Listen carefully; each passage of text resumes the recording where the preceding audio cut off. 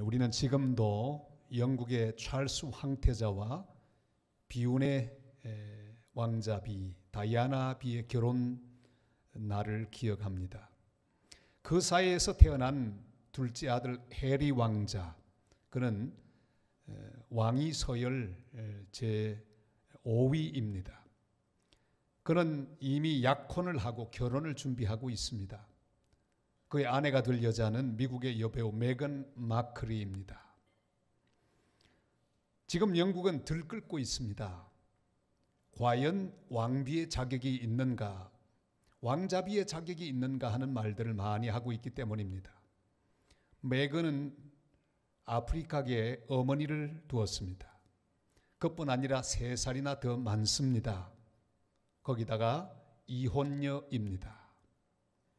그런데 곧 영국의 왕세자비가 될 것이라는 그런 소식에 온 세계가 주목하고 있습니다. 그러나 오늘 우리는 그것보다 훨씬 더 엄청난 뉴스를 듣고 있습니다. 그것은 바로 이스라엘 사람들이 별로 인정하지도 않는 저 변두리 갈릴리. 북쪽 갈릴리는 아주 변두리 중에 변두리입니다. 그곳에서도 더욱 외진 동네 나사렛, 거기에도 이름 없는 한 여인 마리아라고 하는 여자, 그가 하나님의 아들 예수 그리스도의 어머니로 선택을 받아 예수님을 낳게 된다는 뉴스. 이것은 놀라기에 충분한 소식입니다. 더 놀라운 것은 결혼하기도 전에 바로 성령으로 잉태된다는 소식입니다. 기절할 만한 소식이라 아니할 수 없습니다.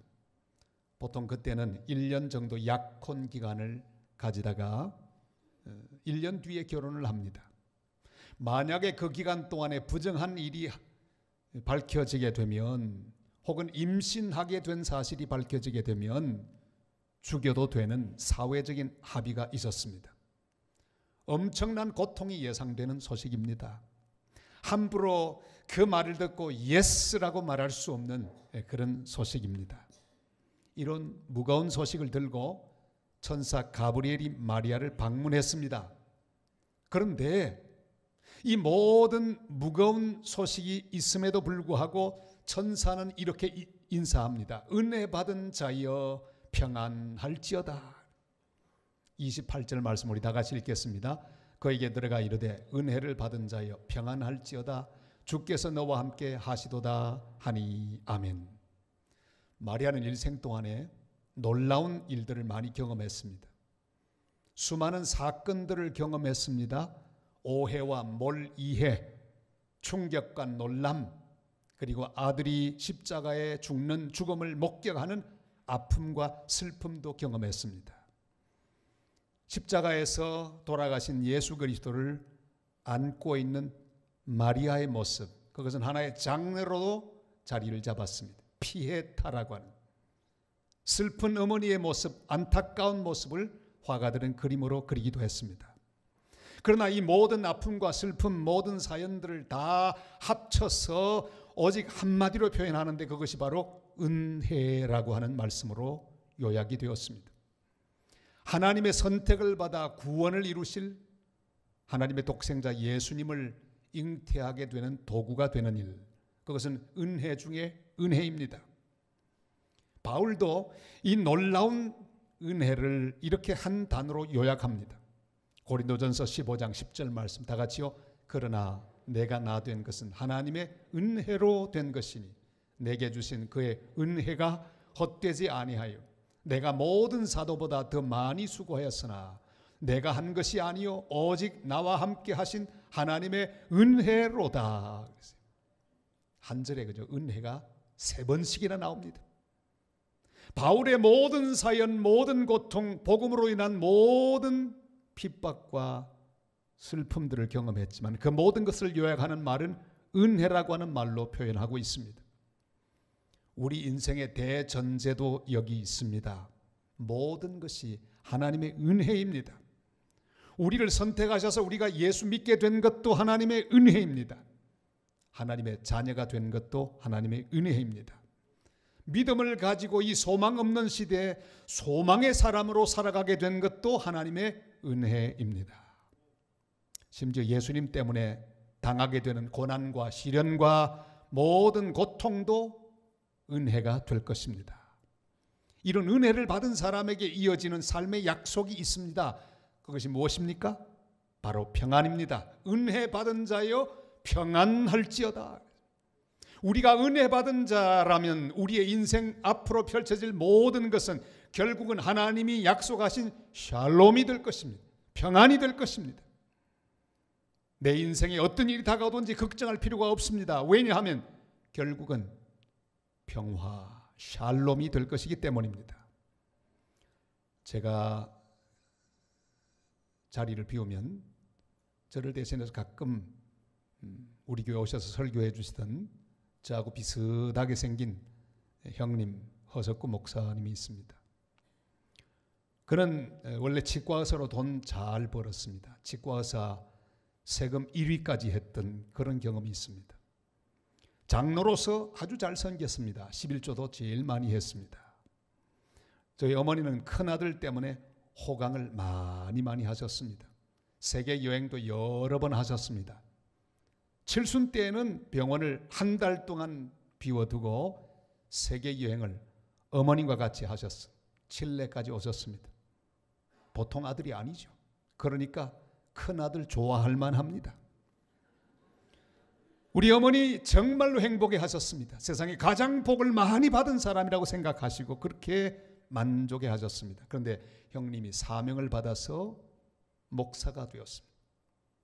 그리고 병원 문을 다 닫아버리고 선교사로 나가려고 하자 저희 어머니의 반응은 너무나 부정적이었습니다. 기가 막힌 말씀을 하셨습니다. 우리 집안은 예수 때문에 망했다. 나는 너희들이 믿는 하나님이 싫다. 충격적인 그런 표현이었습니다. 그때 어머니의 믿음의 수준은 그것밖에 되지 않았기 때문입니다. 그러다가 시간이 지나면서 바뀌셨습니다. 차츰 입에서 이런 말이 나왔습니다. 그래, 하나님의 은혜다. 돌아가시기 전에는 형님의 책을 마지막으로 병석에서 읽으셨어요. 그러더니 말씀합니다. 잘 됐구나. 너무너무 잘 됐구나. 하나님의 은혜다. 감사하다. 그렇게 하고 돌아가셨어요. 여러분, 하나님이 하시는 일은 다 평안입니다. 샬롬입니다. 합력하여 선을 이루실 것입니다. 어떤 형편과 처지로 인도하시든지 놀라지 마시기를 바랍니다.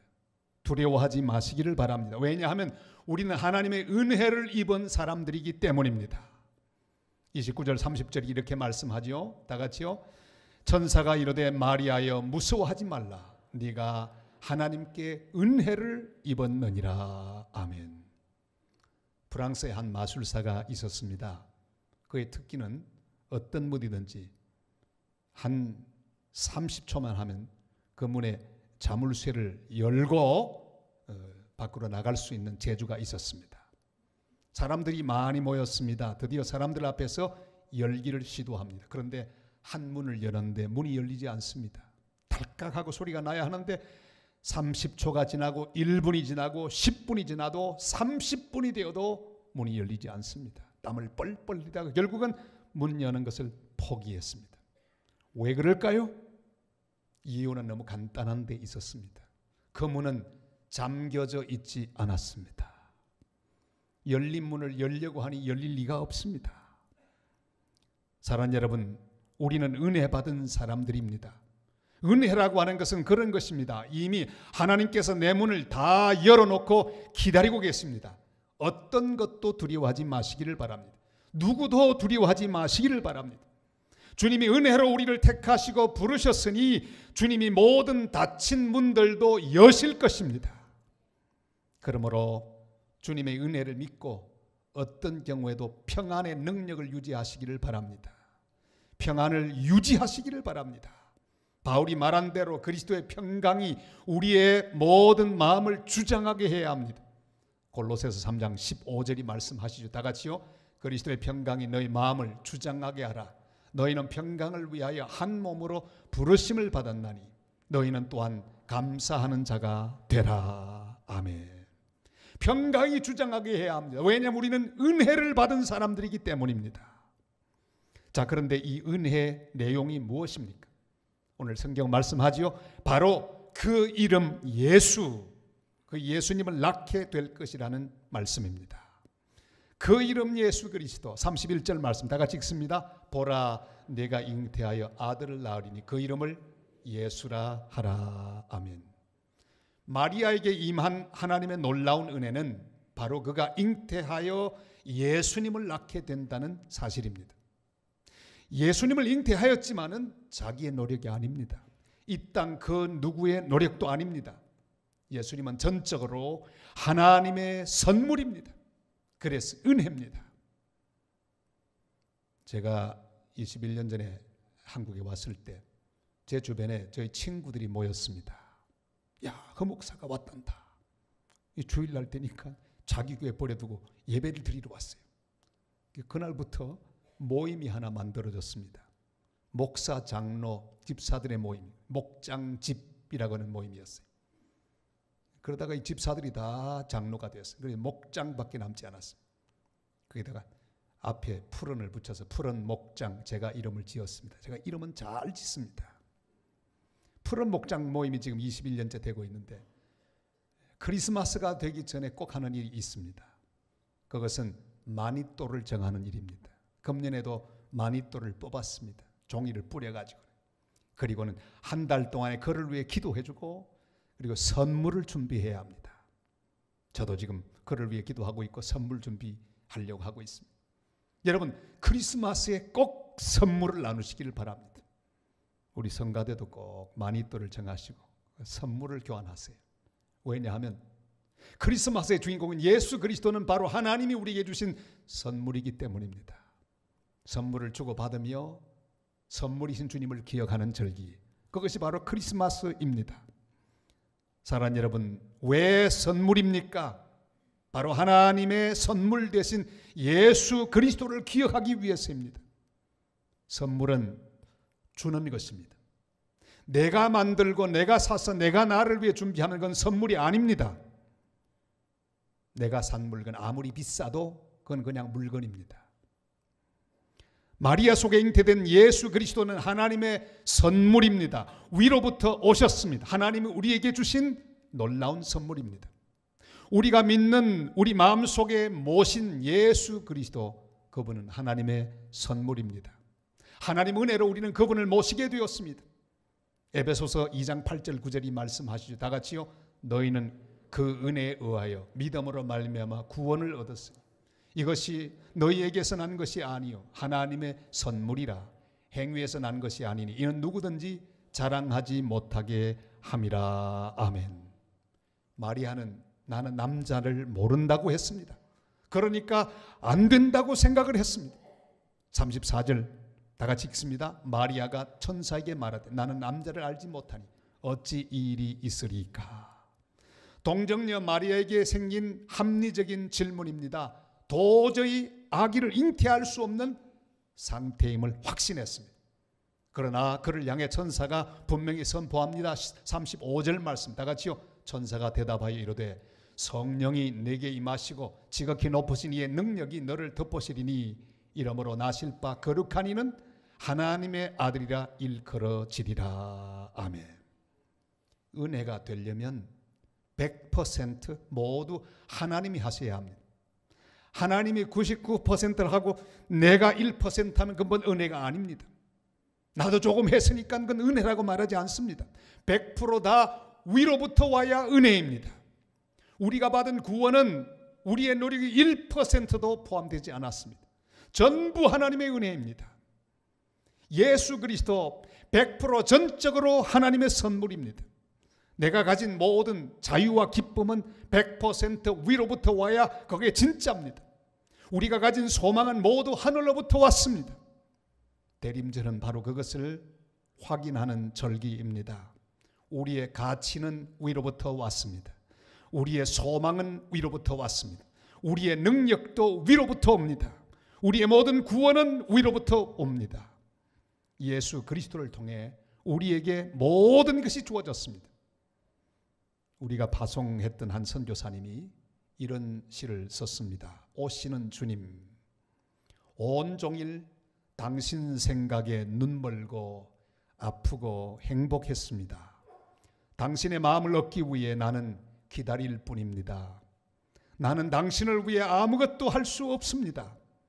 당신에게로 내가 가는 것이 아니라 당신이 내게로 오심을 알았나이다.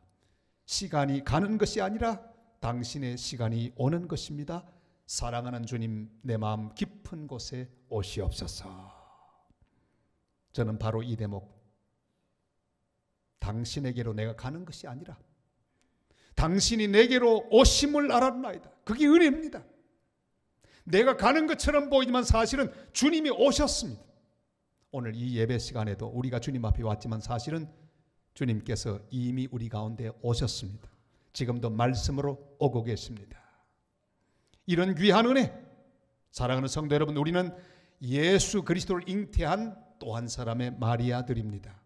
은혜로 선택을 받고 은혜로 하나님의 자녀가 되었습니다. 오직 은혜로 우리의 인생은 진행될 것입니다.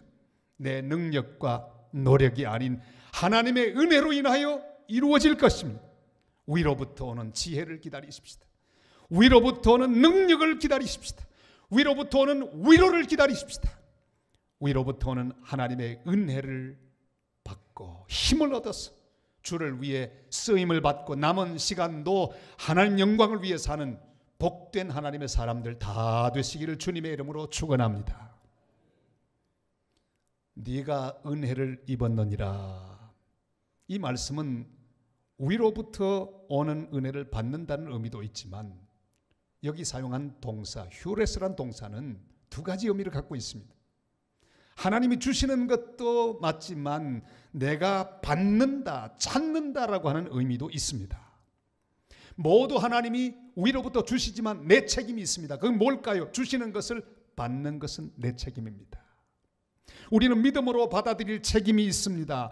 주님의 은혜로 주시는 것을 받아들일 책임이 있습니다. 그래서 마리아도 받아들입니다. 주의 말씀대로 이루어지이다. 우리 38절 말씀 다 같이 읽습니다. 마리아가 이르되 주의 여종이오니 말씀대로 내게 이루어지이다 하매 천사가 떠나가니라. 아멘. 그런데 주님의 말씀을 그대로 믿고 받아들이는 것은 쉬운 일이 아닙니다. 우리는 오직 믿음이란 말을 너무 쉽게 생각합니다. 그냥 믿습니다. 하나님 복음을 받아들이고 믿는 일 너무 쉽게 생각합니다. 그러나 기억할 것이 있습니다. 지불할 대가가 있습니다. 믿음으로 사는 길에 불이익을 당할 수 있습니다. 핍박이 있습니다. 손해가 있습니다. 이 모든 것을 감수할 각오를 해야 합니다. 나치 지하에서 믿음 지키기 위하여 온갖 힘을 다 쓰다가 결국은 형장의 이슬로 사라졌던 신학자 본 헤프가 있습니다. 그의 책 나를 따르라고 하는 그 책 가운데 중요한 개념 하나가 나옵니다. 그거 바로 값싼 은혜입니다. 그는 값싼 은혜를 비판했습니다. 그저 믿는다고 말하고 아무것도 하지 않는, 조금만 어려워지면 숨어버리고 도망가는 그런 그 시대의 그리스도인들을 비판했습니다. 사실 그랬습니다. 히틀러가 등장했을 때 모든 독일 교회는 칭송했습니다. 박수를 보내고 하나님의 종이라고 했습니다.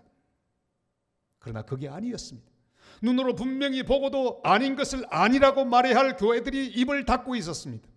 오직 히틀러 치하에서 두려워하지 않고 바른 복음을 전하고 바른 말씀을 전했던 본헤프와 고백교회만 살아 있었습니다. 값싼 은혜, 그냥 믿습니다 말하면 조금만 어려워져도 포기하고 낙심하고 주저앉아버리는 것은 믿음이 아닙니다. 마리아가 고백하는 대로 말씀대로 이루어지이다 하는 말씀 속에 그의 각오와 헌신이 포함되어 있습니다. 여러분, 처녀로서 임신하게 되면 어떻게 된다고요? 제일 먼저는 파혼당합니다. 그리고 죽을 수 있습니다. 죽어도 좋다는 말씀이에요. 파혼당해도 좋다는 말씀, 버림받아도 좋다는 말씀. 그의 각오와 헌신이 거기 있습니다. 사회적으로 매장되어도 괜찮습니다. 다 맡겨버리고 받아들였습니다. 그 모든 것을 감수하고라도 주님 말씀에 순종하겠다는 뜻입니다. 그것이 믿음입니다. 우리는 은혜 받은 사람들입니다.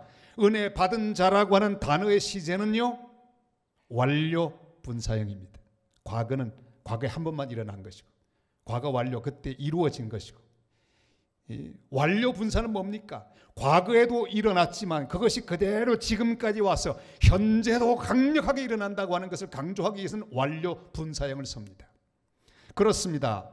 우리 하나님의 은혜를 우리는 받았습니다. 그 은혜를 받아 주를 믿었습니다. 근데 더 중요한 건 지금도 그 믿음과 은혜가 유지되고 계속되고 있다는 사실입니다. 그 은혜는 내가 획득한 것이 아니라 발견한 것이에요. 하나님이 주신 것입니다. 바로 동방 박사들이 하나님 보여주신 별을 발견한 것처럼 우리도 주님의 은혜를 발견했습니다. 하나님이 전부 주셨는데 내가 그것을 발견하게 되었습니다. 그리고 옛날에 발견한 것이 아니라 지금도 발견하고 있습니다. 오늘 예배하는 이 시간에도 우리는 주의 말씀을 통해 은혜를 깨닫고 있습니다. 그리고 강력하게 지금도 말씀하시는 주님의 은혜를 받아들이고 있습니다. 날마다 그런 은혜 가운데 살아가는 하나님의 사람들이 되시기를 바랍니다. 우리는 마리아들입니다. 마리아 무슨 뜻입니까? 높여졌다는 뜻입니다. 죄인에서 의인으로 높여졌습니다. 어둠의 자식 사단의 자식에서 하나님의 자녀 빛의 자녀가 되었습니다. 버림받은 고아에서 하나님의 선택받은 자녀가 되었습니다. 쓸데없는 자에서 유용한 자로 높여졌습니다. 놀던 자에서 하나님의 일꾼으로 높여졌습니다. 희망 없던 자에서 소망의 사람으로 높여졌습니다. 내 속에 주님이 오셨기 때문입니다. 주님 나를 통하여 일하실 것입니다. 100% 그가 하셨고 지금도 그가 하시고 계시며 앞으로도 그가 하실 것입니다. 내가 할 일은 무엇입니까? 바로 어떤 손해라도 볼 각오를 하는 것입니다. 어떤 불이익도 어떤 불편도 감수할 각오를 하는 것입니다. 갈라디아 4장 19절에 이렇게 말씀합니다. 다 같이요. 나의 자녀들아 너희 속에 그리스도의 형상을 이루기까지 다시 너희를 위하여 해산하는 수고를 하노니. 아멘. 바울은 복음을 위하여 주의 거룩한 말씀을 받아들인 믿음의 사람으로 해산하는 수고도 감수했습니다. 그는 빌립보 1장 20절로 21절에서 이렇게 고백하죠. 다 같이요. 나의 간절한 기대와 소망을 따라 아무 일에든지 부끄러워하지 아니하고 지금도 전과 같이 온전히 담대하여 살든지 죽든지 내 몸에서 그리스도가 존귀하게 되게 하려 하나니 이는 내게 사는 것이 그리스도니 죽는 것도 유익함이라. 아멘. 우리 교회 안에 있는 선교회 사무실이 하나 있습니다. 그것은 학원 복음화 협의회인데 대학가에서 복음을 전하는 간사들, 선교단체들과 후원교회들이 함께 협의하고 돕는 그런 협의체입니다. 지난 한 주간 동안에 총회가 있었습니다. 그런데 한 간사가 간증을 하는데 큰 은혜가 되었습니다. 빚진 자 선교회, 이런 선교회가 다 있습니다. 빚진 자 선교회. 그 간사 원래 호남에서 광주에서 일하던 선교회였습니다. 자, 그런데 그들이 기도하면 할수록 자꾸만 부산에 대한 마음이 떠올랐습니다. 주님은 광주에 있는 그들에게 부산을 자꾸 생각하게 했습니다. 기도하다가 부산으로 놀러 왔을 거죠. 광안리에 와서 밥도 먹고 기도도 하고 또 말씀도 묵상하다가 돌아가고 3년 동안 계속 부산에 대한 마음이 뜨거워서 부산 대학가의 복음을 전해야 되겠다는 생각이 너무 강력했기 때문에 3년 만에 드디어 부산에 왔습니다. 그리고 빚진 자 선교회를 시작합니다. 선교회 이름이 그래서 그런지 처음부터 빚을 많이 졌습니다. 가난한 그들이 왔습니다. 돈도 없습니다. 아무도 그들을 알아주지 않습니다. 우리 학원 복음화 협의회에 먼저 가입을 하고 복음을 전하기 시작했습니다. 정말로 고통을 참으면서 그들은 부산에 오는 것 그들에게 좋은 일이 아니었습니다. 왜요? 부산 사람들이 별로 좋아할 것 같이 생각되지 않았기 때문입니다. 그리고 돈도 없었습니다. 그들은 열심으로 복음을 전해왔습니다. 요즘은 전과 달리 한 명의 대학생을 전도하는 것이 얼마나 어려운지. 그런데 지금은 무려 130여 명의 강력한 사람들이 이미 복음으로 변화를 받고 함께 모여 찬양하고 기도하고 또한 복음을 전하는 좋은 선교회로 성장했다고 하는 간증을 들었습니다. 15만 원의 생활비로 한 달을 견뎌낼 수 있는 그런 대가를 지불하며 지금도 열심히 일하고 있습니다. 메마른 캠퍼스의 생명의 복음이 지금도 퍼지고 있는 것을 바라보며 저는 감동의 눈물을 흘렸습니다. 사랑하는 성도 여러분, 주님은 우리에게 찾아오셔서 네가 은혜를 입었다고 말씀하십니다. 주님이 내 인생에 찾아오셔서 큰 은혜 주신 것보다 더 귀한 소식은 없습니다. 이 은혜를 주신 주님은 우리가 받아들이고 헌신하기를 원하십니다. 우리 마음속에 주시는 감동대로 복음을 전하고 선교하기를 주님은 원하고 있습니다. 하나님의 교회를 위하여 섬기며 봉사하기를 원하고 계십니다. 이 연말에 하나님 백성들을 찾아오셔서 네가 은혜를 입었다고 말씀하시고 나를 위하여 섬기고 봉사하라고 주님은 우리에게 부탁하십니다. 우리는 모두 다 예수님을 잉태한 마리아처럼 예수님을 모시고 주님과 함께 주님의 일을 하는 사람입니다. 아무것도 두려워하지 마시기를 바랍니다. 아무것도 무서워하지 마시기를 바랍니다. 주님이 주시는 말씀에 순종하기만 하십시다. 받아들이기만 하십시다. 오늘 이 대림절 첫 주에 우리 모두가 또 한 사람의 마리아처럼 주님 앞에 서야 합니다. 위로부터 오는 은혜를 기다리십시다. 능력을 기다리십시다. 위로를 기다리십시다. 은혜를 기다리십시다.